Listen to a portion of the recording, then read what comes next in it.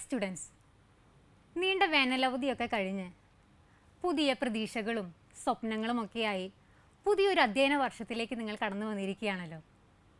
എന്നാൽ കഴിഞ്ഞ അധ്യയന വർഷങ്ങളിൽ നിന്നും വ്യത്യസ്തമായി പുതിയൊരു പഠനാന്തരീക്ഷത്തിലാണല്ലോ നാം ഏവരും ആയിരിക്കുന്നത്. Online class rooms. നൂതന സാങ്കേതിക വിദ്യയുടെ സഹായത്തോടെയുള്ള ഗുഡ്നസ് ടി വിയുടെ വിജ്ഞാനവീതി എന്ന ഓൺലൈൻ ക്ലാസ്സിലേക്ക് നിങ്ങൾക്കേവർക്കും സ്വാഗതം. 10ാം ക്ലാസ്സിലെ ഗണിതശാസ്ത്രത്തിലെ സമാന്തര ശ്രേണികൾ അഥവാ അരിത്മെറ്റിക് സീക്വൻസ് എന്ന പാഠഭാഗത്തിലെ ആദ്യ ഭാഗമാണ് നമ്മളിവിടെ ഡിസ്കസ് ചെയ്യുന്നത്. ഗണിതമെന്ന് പറയുമ്പോൾ നമ്മുടെ മനസ്സിലേക്ക് ആദ്യം കടന്നു വരുന്ന ചിന്ത എന്താണ്? ഒന്ന് ആലോചിച്ച് നോക്കൂ, എന്തായിരിക്കും? നമ്പേഴ്സ് അഥവാ സംഖ്യകൾ അല്ലേ? സംഖ്യകളില്ലാത്തൊരു ലോകത്തെക്കുറിച്ച് നമുക്ക് ചിന്തിക്കാൻ പറ്റുമോ?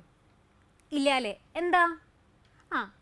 നമ്മൾ ഇടപഴകുന്ന ഏത് മേഖലയാണെങ്കിലും നമുക്ക് അവിടെയെല്ലാം തന്നെ സംഖ്യകളുടെ ഒരു സാന്നിധ്യം കണ്ടെത്താൻ പറ്റും. അതായത് നിത്യജീവിതത്തിൽ ഗണിതത്തിന് അത്രമാത്രം ഇമ്പോർട്ടൻസ് ഉണ്ടെന്നുള്ളതാണ്. നമുക്കറിയാം, നമ്മുടെ ഈ ഭൂമിയിൽ ഒരുപാട് ജീവജാലങ്ങളുണ്ട് ഇല്ലേ? അതിൽ തന്നെ ചില പൊതുവായ സവിശേഷതകൾ അടിസ്ഥാനമാക്കിയിട്ട് നമ്മൾ മനുഷ്യർ, അതുപോലെ മൃഗങ്ങൾ, പക്ഷികൾ, അങ്ങനെ പലതായിട്ട് നമ്മൾ തരംതിരിച്ചിട്ടുണ്ട്. അതിലും നമുക്ക് വൈവിധ്യങ്ങൾ കണ്ടെത്താനായിട്ട് പറ്റും ഇല്ലേ? അതുപോലെ ഈ അനന്തമായി കിടക്കുന്ന ഈ സംഖ്യകളെ നമുക്ക് എങ്ങനെയൊക്കെ തരംതിരിക്കാം, അതുപോലെ അതിൻ്റെ പ്രത്യേകതകൾ എന്തൊക്കെയാണ്, അങ്ങനെയുള്ള കാര്യങ്ങളാണ് നമ്മൾ ഈ ഒരു പാഠഭാഗത്ത് നമ്മൾ ഡിസ്കസ് ചെയ്യുന്നത്. നമുക്കെല്ലാവർക്കും വളരെയധികം പരിചിതമായ ഒന്നാണ് എണ്ണൽ സംഖ്യകൾ അഥവാ counting numbers or natural numbers. കാരണം എന്താ? നമ്മൾ ഈ ഗണിത പഠനത്തിലേക്ക് കടന്നു വന്നത് തന്നെ ഈ എണ്ണൽ സംഖ്യകൾ എണ്ണിക്കൊണ്ടല്ലേ. ഏതൊക്കെയാണ് എണ്ണൽ സംഖ്യകൾ എന്ന് പറയുന്നത്, അല്ലെങ്കിൽ കൗണ്ടിങ് നമ്പേഴ്സ് എന്ന് പറയുന്നത്? 1, 2, 3, 4 അങ്ങനെ പോകുന്നു അല്ലേ? ഒരിക്കൽ കൂടി ഞാൻ പറയാം, ഏതാണ് വരുന്നത്? 1, 2, 3, 4, 5, 6, 7 അങ്ങനെ പോകുന്ന നമ്പറുകൾ. ഇനി നമുക്കറിയാം, ഇപ്പോൾ നിങ്ങളായിരിക്കുന്ന ക്ലാസ് എന്ന് പറയുന്നത് ഏത് ക്ലാസ്സാണ്? 10ാം ക്ലാസ് അല്ലേ? നിങ്ങൾ ഡയറക്റ്റായിട്ട് 10ാം ക്ലാസ്സിലേക്ക് എത്തിയതാണോ? അല്ല. എങ്ങനെയാണ്? ആദ്യം 1ാം ക്ലാസ്സിൽ പഠിച്ചു, പിന്നെ 2ാം ക്ലാസ്സിൽ പഠിച്ചു, 3ാം ക്ലാസ്സിൽ പഠിച്ചു, അങ്ങനെ ക്രമമായ ഒരു ഓർഡറിൽ പഠിച്ചാണ് നിങ്ങളിപ്പോൾ ഈ 10ാം ക്ലാസ്സിലായിരിക്കുന്നത്. അപ്പോൾ ഇവിടെ എന്തിൻ്റെ ഇമ്പോർട്ടൻസ് ആണ് അവിടെ നമ്മൾ ഓർമ്മിപ്പിക്കുന്നത്? ഏതാണ്? നമ്മളിപ്പോൾ പഠിച്ചുകൊണ്ടിരിക്കുന്ന എണ്ണൽ സംഖ്യകൾ അഥവാ കൗണ്ടിങ് നമ്പേഴ്സ്. അതുപോലെ തന്നെ നമ്മളിപ്പോൾ ഒരു സിനിമ തിയേറ്ററിൽ പോയി, അല്ലെങ്കിൽ നമ്മളൊരു ബസ്സിൽ പോയി. അപ്പോൾ ആ ബസ്സുകളിൽ അല്ലെങ്കിൽ സിനിമ തിയേറ്ററുകളിലൊക്കെ നമുക്ക് സീറ്റിംഗ് നമ്പേഴ്സ് കാണാനായിട്ട് പറ്റും ഇല്ലേ? ആ സീറ്റിംഗ് നമ്പേഴ്സും എന്തുതന്നെയാണ് നമ്മൾ ഓർമ്മിപ്പിക്കുന്നത്? ഈ എണ്ണൽ സംഖ്യകൾ അല്ലെങ്കിൽ കൗണ്ടിങ് നമ്പേഴ്സ്. അല്ലെങ്കിൽ നമ്മളുടെ ഇപ്പോൾ ഏജ് നമുക്ക് എങ്ങനെയാണ് 1, 2, 3 എന്ന് പറഞ്ഞ് നമുക്കിങ്ങനെ കൂടി വരാണ്. അതും എന്ത് തന്നെയാണ്? ഈ എണ്ണൽ സംഖ്യകൾ അല്ലെങ്കിൽ കൗണ്ടിങ് നമ്പേഴ്സ് തന്നെയാണ്. അപ്പോൾ നമ്മളിപ്പോൾ പഠിച്ചത് എന്താണ് എണ്ണൽ സംഖ്യകൾ? അപ്പോൾ ഏതൊക്കെയാണ് നമ്മൾ പറഞ്ഞത്? 1, 2, 3, 4 അങ്ങനെ പോകുന്ന നമ്പറുകൾ. അപ്പോൾ എന്താണ് എണ്ണൽ സംഖ്യ എന്ന് നമ്മൾ മനസ്സിലാക്കി. ഇനി എന്താണ് ഈ എണ്ണൽ സംഖ്യകളുടെ അല്ലെങ്കിൽ ഈ കൗണ്ടിങ് നമ്പേഴ്സിൻ്റെ പ്രത്യേകത എന്ന് പറയുന്നത്? എന്തായിരിക്കും? ഇപ്പോൾ നമ്മൾ പറഞ്ഞു 1, 2, 3, 4, 5 ഇങ്ങനെയുള്ള നമ്പറുകളാണ് എണ്ണൽ സംഖ്യകൾ അല്ലെങ്കിൽ കൗണ്ടിങ് നമ്പേഴ്സ് എന്ന് നമ്മൾ പറഞ്ഞു. ഇനി അതിൻ്റെ പ്രത്യേകത ഇപ്പോൾ നമ്മൾ നോക്കിക്കഴിഞ്ഞാൽ ഇവിടെ 1നോട് കൂടെ എത്ര കൂട്ടിയപ്പോഴാണ് അല്ലെങ്കിൽ എത്ര ആഡ് ചെയ്തപ്പോഴാണ് നമുക്ക് ഈ 2 എന്ന് കിട്ടുന്നത്? എത്രയാണ്? 1 + 1 ആണ് എന്ത് വരുന്നത്? 2 വരുന്നത് അല്ലേ? ഇനി അതുപോലെ തന്നെ 2 + 1 അല്ലേ 3 എന്ന് വരുന്നത്? ഇനി അതുപോലെ തന്നെ 3 + 1 4. അപ്പോൾ നമുക്കിവിടെ നോക്കിക്കഴിഞ്ഞാലായിട്ട് കാണാൻ പറ്റും എന്താണ്? ഈ ഓരോ നമ്പറുകളും എഴുതി പോയിരിക്കുന്നത് എങ്ങനെയാണ്? ഒന്ന് കൂട്ടി അല്ലെങ്കിൽ 1 ആഡ് ചെയ്താണ് ഈ ഓരോ നമ്പറുകളും എഴുതിയിരിക്കുന്നത്. Okay, clear? ഇനി അത് മറ്റൊരു കാര്യം കൂടി നമുക്ക് നോക്കിക്കഴിഞ്ഞാൽ മനസ്സിലാവും. ഇപ്പം ഞാനിവിടെ എഴുതി നിർത്തിയിരിക്കുന്നത് എത്രാമത്തെ നമ്പർ വരെയാണ്? 5 വരെയാണ് ഞാനിവിടെ എഴുതി നിർത്തിയിരിക്കുന്നത് അല്ലേ? ഇനി നമുക്ക് അത്രയാണ് എഴുതാൻ പറ്റുന്നത്. ഇനിയും എത്ര വേണമെങ്കിലും നമുക്ക് എഴുതാം.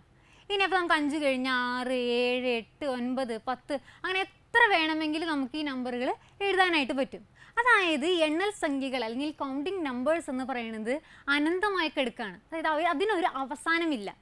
അപ്പോൾ നമ്മളിപ്പോൾ എന്താണ് എണ്ണൽ സംഖ്യ, അത് കൗണ്ടിങ് നമ്പേഴ്സ് എന്താണെന്ന് നമ്മൾ പഠിച്ചു. അതുപോലെ തന്നെ അതിൻ്റെ പ്രത്യേകത എന്താണെന്നും പഠിച്ചു ഇല്ലേ? ക്ലിയർ ആയില്ലേ നിങ്ങൾക്ക്? ഇനി ഞാനിവിടെ ചെയ്യാൻ പോകുന്നത്, ഞാനിവിടെ ചെയ്തിരിക്കുന്നത് നിങ്ങൾക്ക് നോക്കിക്കഴിഞ്ഞാൽ കാണും എന്തുതന്നെയാണ്, എണ്ണൽ സംഖ്യകൾ തന്നെയാണ് എഴുതിയിരിക്കുന്നത് അല്ലേ? പക്ഷെ അതിലൊരു പ്രത്യേകതയുണ്ട്. എന്താ പ്രത്യേകത? ചില നമ്പറുകൾക്ക് ചുറ്റും ഞാൻ സർക്കിൾ വരച്ചിട്ടുണ്ട്, അതായത് വൃത്തം വരച്ചിട്ടുണ്ട് ഇല്ലേ? ഏതൊക്കെയാണ് നമ്പറുകൾ? ആ നമ്പറുകൾ ഞാനൊന്ന് എടുത്തെഴുതാൻ പോവാണ്. ഏതൊക്കെയാണ് നമ്പർ? 2, 4, 6, 8, 10 അങ്ങനെ പോകുന്ന നമ്പറുകൾ. ഇനി ഈ നമ്പറുകളുടെ പ്രത്യേകത എന്താണ്? നിങ്ങൾക്ക് വളരെ പരിചിതമായിട്ടുള്ള നമ്പറുകളാണല്ലോ. എന്താ ഇതിൻ്റെ പ്രത്യേകത? ഈ എല്ലാ നമ്പറും എങ്ങനെയുള്ളതാണ്? 2ൻ്റെ മൾട്ടിപ്പിൾസ് ആണ്, അല്ലെങ്കിൽ 2ൻ്റെ ഗുണിതങ്ങളാണ്. അതായത് നമുക്ക് നോക്കിയാൽ കാണാം 2, 4, 6, 8, 10. അതായത് ഇപ്പോൾ 5 നമ്പറുകളാണ് നമ്മൾ എഴുതിയിരിക്കുന്നത്.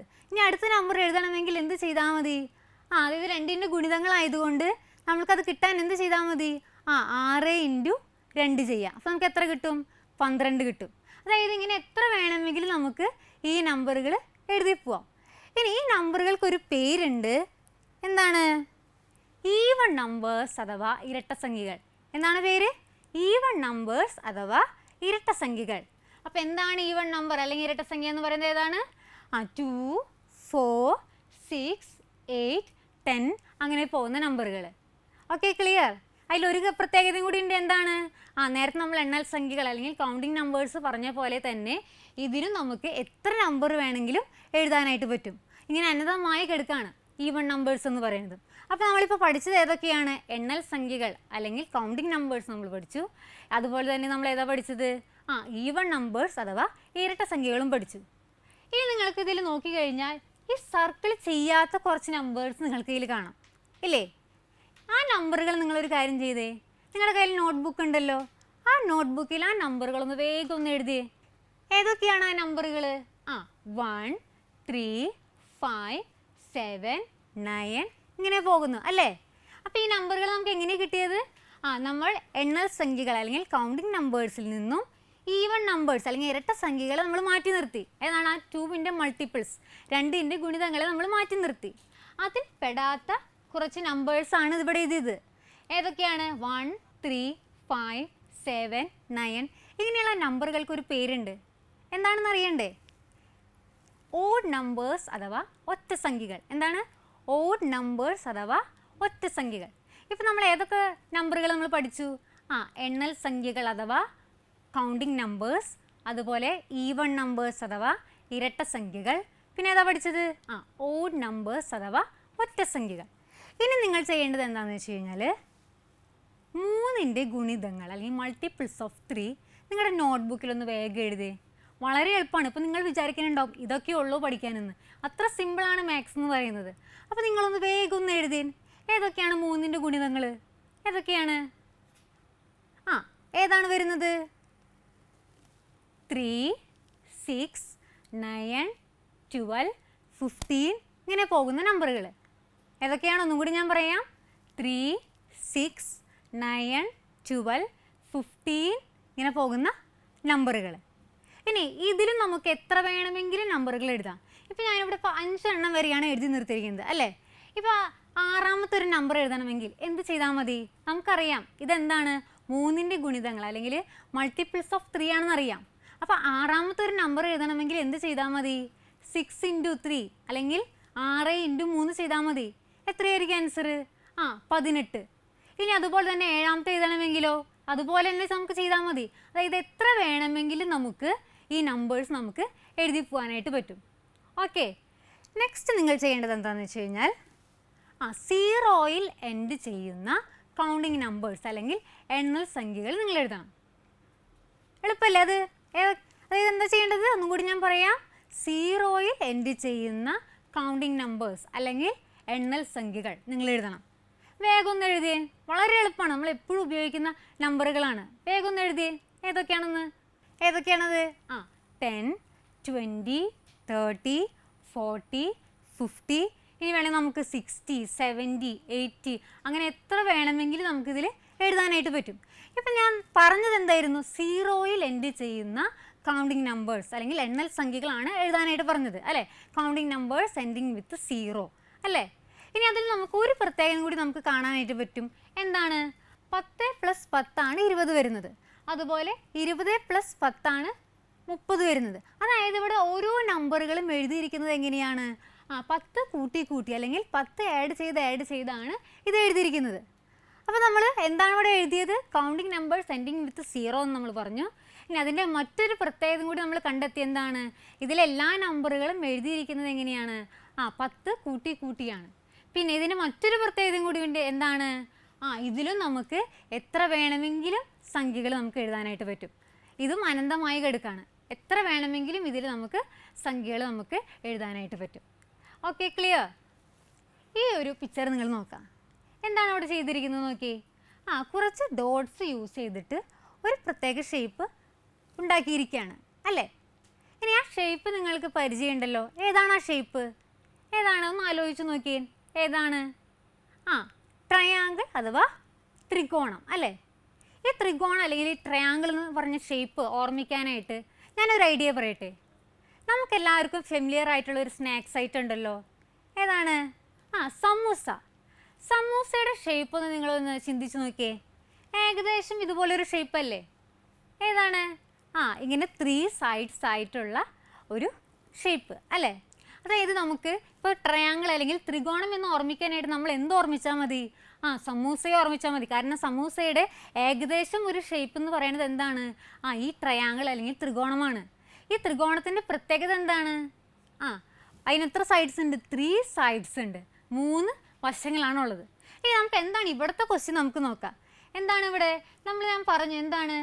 ഇവിടെ ഓരോ ട്രയാങ്കിളും എങ്ങനെയാണ്? ഓരോ ഡോട്ട്സ് ഉപയോഗിച്ച് ഇങ്ങനെ കൺസ്ട്രക്ട് ചെയ്തിരിക്കുകയാണ് അല്ലേ?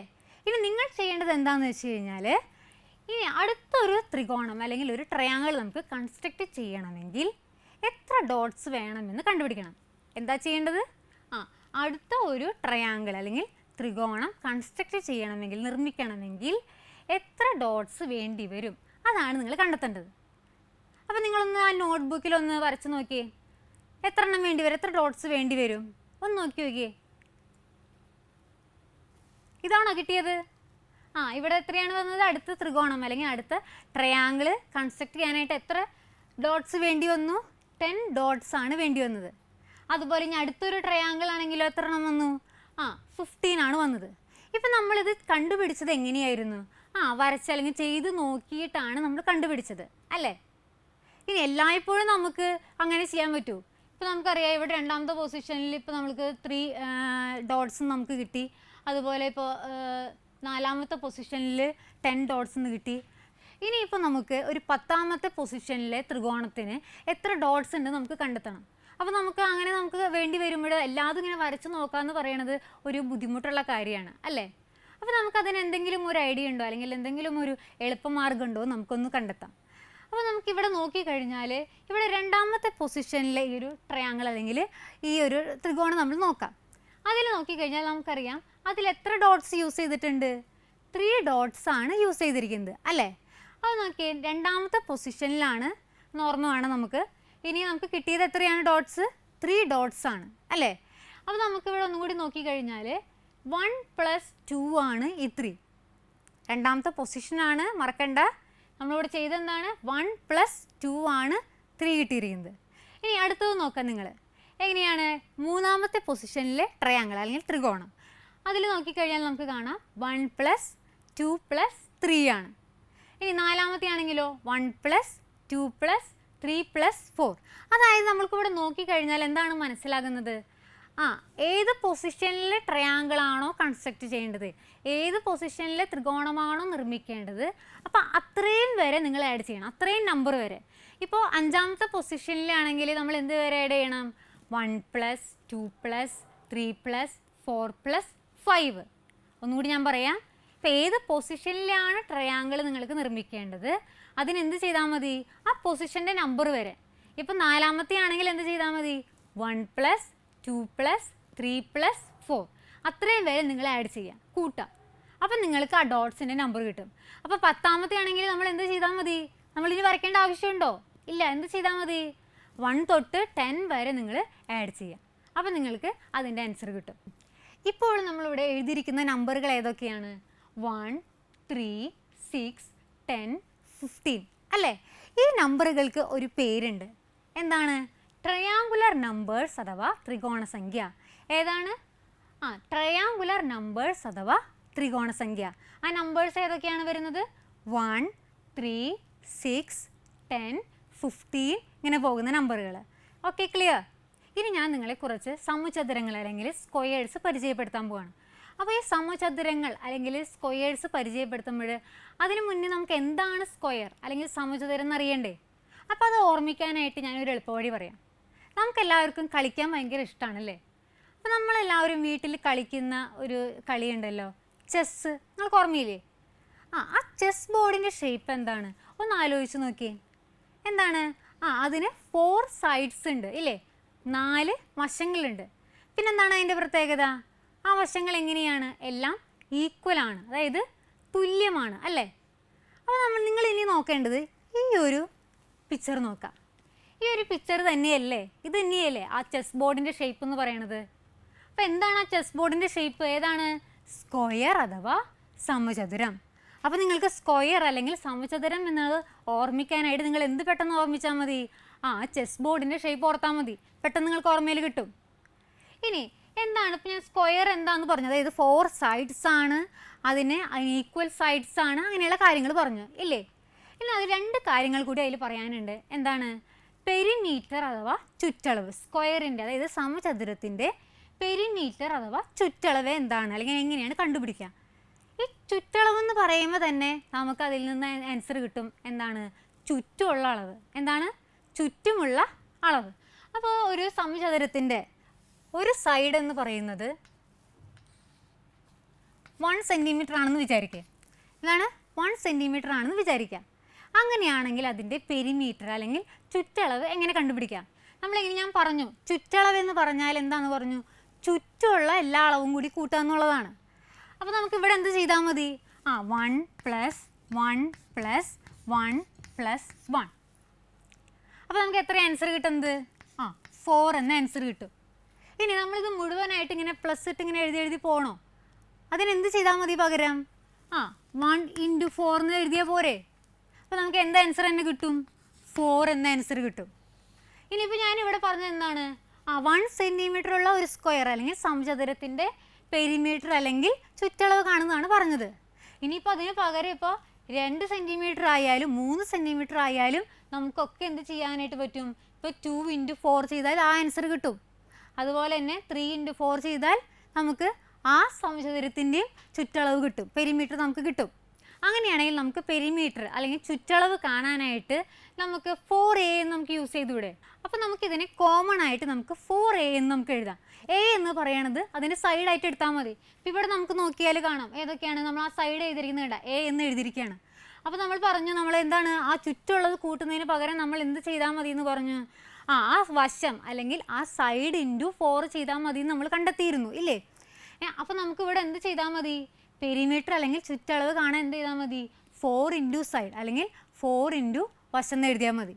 അതുപോലെ നമുക്ക് ഏരിയ കാണണമെങ്കിൽ നമുക്ക് എന്ത് ചെയ്താൽ മതി? ഏരിയ അല്ലെങ്കിൽ പരപ്പളവ് കാണണമെങ്കിൽ എന്ത് ചെയ്താൽ മതി? സൈഡ് × സൈഡ് അല്ലെങ്കിൽ വശം × വശം ചെയ്താൽ മതി. അപ്പോൾ നമ്മൾ സമചതുരത്തിനെ പറ്റിയിട്ട് നമ്മൾ ബേസിക്കായിട്ട് നമ്മൾ എന്തൊക്കെ പറഞ്ഞു? അതിന് 4 സൈഡ്സ് ആണ്, അതുപോലെ തന്നെ ആ സൈഡ്സ് എല്ലാം ഈക്വൽ ആണ്. പിന്നെ അതിൻ്റെ പെരിമീറ്റർ അല്ലെങ്കിൽ ചുറ്റളവ് കാണണമെങ്കിൽ 4a ആണെന്ന് പറഞ്ഞു. അതുപോലെ ഏരിയ അല്ലെങ്കിൽ പരപ്പളവ് കാണണമെങ്കിൽ സൈഡ് × സൈഡ് അല്ലെങ്കിൽ a × a ആണെന്ന് പറഞ്ഞു. ഇനി ഞാൻ നേരത്തെ പറഞ്ഞ ആ സമചതുരങ്ങൾ അല്ലെങ്കിൽ സ്ക്വയേഴ്സ് നമുക്ക് നോക്കാം. ഇവിടെ നമ്മൾ എഴുതിയിരിക്കുന്നത് ഏതൊക്കെ വശങ്ങളുള്ളതാണ്? 1 സെൻറ്റിമീറ്റർ, 2 സെൻറ്റിമീറ്റർ, 3 സെൻറ്റിമീറ്റർ സൈഡ്സ് ഉള്ള സ്ക്വയേഴ്സ് അല്ലെങ്കിൽ സമചതുരങ്ങളാണ് നമ്മൾ എഴുതിയിരിക്കുന്നത് അല്ലേ? ഇനി ഇവിടെ നോക്കിക്കഴിഞ്ഞാൽ അതിൻ്റെ പെരിമീറ്റർ അല്ലെങ്കിൽ ചുറ്റളവ് എന്ന് പറയണത് എത്രയായിരിക്കും? നമ്മൾ പറഞ്ഞു ചുറ്റളവ് കാണണമെങ്കിൽ എന്ത് ചെയ്താൽ മതി? 1 × 4 അതായത് സൈഡ് × 4 ചെയ്താൽ മതി. അപ്പോൾ ഇവിടെ നമുക്ക് എങ്ങനെയാണ്? 1 × 4 ചെയ്യുമ്പോൾ നമുക്ക് എന്ത് കിട്ടും? 4 എന്ന ആൻസർ കിട്ടും. 2 × 4 ചെയ്യുമ്പോൾ 8 എന്ന് കിട്ടും. 3 × 4 ചെയ്യുമ്പോൾ 12 എന്ന് കിട്ടും. ഇനി അടുത്തൊരു സ്ക്വയർ അല്ലെങ്കിൽ ഒരു സമചതുരം ഒരു 4 സെൻറ്റിമീറ്റർ വശമുള്ളതുണ്ടെങ്കിൽ അതിൻ്റെയും പെരിമീറ്റർ അല്ലെങ്കിൽ ചുറ്റളവ് എന്ന് പറയുന്നത് എങ്ങനെ കണ്ടാൽ മതി? 4 × 4 16 എന്ന് എഴുതാം. അപ്പോൾ നമുക്കിവിടെ കിട്ടിയിരിക്കുന്നത് ഏതൊക്കെയാണ്? 4 സെൻറ്റിമീറ്റർ, 8 സെൻറ്റിമീറ്റർ, 12 സെൻറ്റിമീറ്റർ, അതുപോലെ 16 സെൻറ്റിമീറ്റർ, അങ്ങനെ നമുക്ക് എഴുതിപ്പോവാം. അപ്പോൾ നമ്മളിവിടെ എഴുതിയത് പെരിമീറ്റർ അല്ലെങ്കിൽ ചുറ്റളവാണ് എഴുതിയത്. അതിൽ നമുക്ക് മറ്റൊരു കാര്യം കൂടി നമുക്ക് കണ്ടെത്താനായിട്ട് പറ്റും. ഇതെല്ലാം നോക്കി നമ്പറുകൾക്കൊരു പ്രത്യേകത ഉണ്ടല്ലോ. എന്താണ് പ്രത്യേകത? എല്ലാം എന്താണ്? 4ൻ്റെ മൾട്ടിപ്പിൾസ് ആണ്. അതായത് 4ൻ്റെ ഗുണിതങ്ങളാണ് അല്ലേ? 4, 8, 12 അങ്ങനെ വരുന്നു അല്ലേ? അപ്പോൾ നമുക്ക് അടുത്ത നമ്പർ എഴുതാനായിട്ട് ഇപ്പോൾ ഇവിടെ ഞാൻ എത്ര എണ്ണം എഴുതിയിരിക്കണേ? 3 എണ്ണമാണ് എഴുതിയിരിക്കണേ. അടുത്തത് എഴുതാൻ എന്ത് ചെയ്താൽ മതി? 4 × 4 ചെയ്താൽ മതി. നമുക്ക് എന്ത് ആൻസർ കിട്ടും? 16 എന്ന് കിട്ടും. ഇനി ഇതും നമുക്ക് എത്ര വേണമെങ്കിലും നമുക്ക് എഴുതാനായിട്ട് പറ്റും. ഇനി അടുത്തത് എന്താണ്? ഏരിയ അല്ലെങ്കിൽ പരപ്പളവ്. അത് ഞാൻ പറഞ്ഞു, ഏരിയ കാണണമെങ്കിൽ അല്ലെങ്കിൽ പരപ്പളവ് കാണണമെങ്കിൽ എന്ത് ചെയ്യണമെന്നാണ് പറഞ്ഞത്? സൈഡ് ഇൻറ്റു സൈഡ് അല്ലെങ്കിൽ വശം ഇൻറ്റു വശമാണ് ചെയ്യേണ്ടതെന്ന് പറഞ്ഞു. അപ്പോൾ ഇവിടെ നമുക്ക് നോക്കിയാൽ കാണാം ഏതാണ് ഇവിടുത്തെ സെൻറ്റിമീറ്റർ, അതായത് 1 സെൻറ്റിമീറ്റർ ആണ് ഇവിടെ അല്ലേ? അപ്പോൾ 1 × 1 എന്ന് പറഞ്ഞാൽ എത്രയാണ് വരെ നമുക്ക്? 1 സ്ക്വയർ സെൻറ്റിമീറ്റർ അല്ലെങ്കിൽ 1 ചതുരശ്ര സെൻറ്റിമീറ്റർ. ഇനി അടുത്തതാണെങ്കിലോ 2 ആണ്. അപ്പോൾ 2 × 2 4 വരും. അതുപോലെ 3 × 3 9 വരും. ഇനി അടുത്തത് 4 സൈഡുള്ള ഒരു സ്ക്വയർ ഉണ്ടെങ്കിൽ നമുക്ക് എത്രയായിരിക്കും അതിൻ്റെ ഏരിയ എന്ന് പറയുന്നത്? 4 × 4 16 വരും. അപ്പോൾ നമ്മളിങ്ങനെയാണ് ആ നമ്പറുകൾ എഴുതി പോയിരിക്കുന്നത് അല്ലേ? ഇനി ഇതിൽ ഈ നമ്പറുകൾ നോക്കിക്കഴിഞ്ഞാൽ നിങ്ങൾക്ക് മറ്റൊരു പ്രത്യേകത കൂടി നിങ്ങൾക്ക് കാണാനായിട്ട് പറ്റുമല്ലോ. എന്താണ് ആ പ്രത്യേകത എന്ന് പറയുന്നത്? അതായത് നിങ്ങൾ സ്ക്വയേഴ്സ് കാണുന്നത്, സംഖ്യകളുടെ സ്ക്വയേഴ്സ് കാണുന്നത് അല്ലെങ്കിൽ സംഖ്യകളുടെ വർഗ്ഗങ്ങൾ കാണുന്നത് നിങ്ങൾ പഠിച്ചിട്ടുണ്ടല്ലോ മുൻ ക്ലാസ്സിൽ ഇല്ലേ? ഏതൊക്കെയാണ് വരുന്നത്? ഇപ്പോൾ നോക്കി എങ്ങനെ ആ സംഖ്യകളുടെ വർഗ്ഗം അല്ലെങ്കിൽ സ്ക്വയർ കാണുക? ആ സംഖ്യയെ അതേ സംഖ്യ കൊണ്ട് തന്നെ ഗുണിക്കുക, ഇൻറ്റു ചെയ്യുക. ഇപ്പോൾ ഇവിടെ നമുക്ക് നോക്കിയാൽ കാണാം 1 × 1 ആണ് 1. അതായത് നമുക്ക് ഇതിന് പകരം നമുക്ക് എന്ത് എഴുതാം? 1 സ്ക്വയർ എന്ന് എഴുതാം. ഇനി അതുപോലെ ഇതെന്താണ്? 2 × 2 ആണ്. അതായത് എന്താണ്? 2 സ്ക്വയർ ആണ്. അടുത്തത് എന്താണ്? 3 × 3 ആണ്. അപ്പോൾ എന്താണ്? 3 സ്ക്വയർ ആണ്. അതായത് ഇവിടെ എഴുതിയിരിക്കുന്ന നമ്പറുകളുടെ മറ്റൊരു പ്രത്യേകതയാണ് എന്ത്? ഇതെല്ലാം എണ്ണൽ സംഖ്യകളുടെ, അതായത് കൗണ്ടിങ് നമ്പേഴ്സിൻ്റെ സ്ക്വയേഴ്സ് ആണ്, വർഗ്ഗങ്ങളാണ്. എന്താണ് പറഞ്ഞത്? ഇതെല്ലാം എണ്ണൽ സംഖ്യകളുടെ അല്ലെങ്കിൽ കൗണ്ടിങ് നമ്പേഴ്സിൻ്റെ സ്ക്വയേഴ്സ് ആണ്. ക്ലിയർ ആയോ നിങ്ങൾക്ക്? ഓക്കെ. ഇപ്പം ഞാനിവിടെ എഴുതിയിരിക്കുന്നത് നമ്മളിപ്പോൾ ഈ ഒരു ക്ലാസ്സിൽ ഡിസ്കസ് ചെയ്ത എല്ലാ സംഖ്യാ പാറ്റേൺസും ആണ്. അപ്പോൾ നോക്കിയേ, ഇവിടെ നമ്മൾ എഴുതിയിരിക്കുന്നത് 1, 2, 3, 4, 5 എന്ന് പറഞ്ഞ എണ്ണൽ സംഖ്യകൾ, അതായത് കൗണ്ടിങ് നമ്പേഴ്സ്, അതുപോലെ ഈവൺ നമ്പേഴ്സ് ഒക്കെ നമ്മളിതിൽ എഴുതിയിട്ടുണ്ട് ഇല്ലേ? ഇതിൽ നോക്കിക്കഴിഞ്ഞാൽ നിങ്ങൾക്കൊരു പൊതുവായിട്ടുള്ളൊരു പ്രത്യേകത കാണാൻ പറ്റുമല്ലോ. എന്താണ് ആ പ്രത്യേകത? എന്തായിരിക്കും? ഇതെല്ലാം എന്താണ്? നമുക്കിതിൽ എത്ര വേണമെങ്കിൽ എല്ലാ പാറ്റേൺസിലും നമുക്ക് എഴുതാനായിട്ട് പറ്റും. എല്ലാം അനന്തമായി കിടക്കുകയാണ്. അത്രയും സംഖ്യകൾ വേണമെങ്കിൽ നമുക്ക് എഴുതാനായിട്ട് പറ്റും. ഇനി അതുപോലെ മറ്റൊരു കാര്യം കൂടി ഇതിൽ നോക്കിയാൽ നമുക്ക് കാണാം. എന്താണ്? ഈ എല്ലാം തന്നെ എഴുതിയിരിക്കുന്നത് എങ്ങനെയാണ്? എന്തെങ്കിലും ഒരു റൂളിനെ ബേസ് ചെയ്തിട്ട് ഇങ്ങനെ ക്രമമായിട്ട് എഴുതിയിരിക്കുകയാണ്. അതായത് ഏതെങ്കിലും ഒരു നിയമത്തിനെ അടിസ്ഥാനമാക്കിയിട്ട് ഇങ്ങനെ ക്രമമായി എഴുതിയിരിക്കുകയാണ് അല്ലേ? ആദ്യത്തേതാണെങ്കിൽ എണ്ണൽ സംഖ്യകൾ എങ്ങനെയാണ് എഴുതിയത്?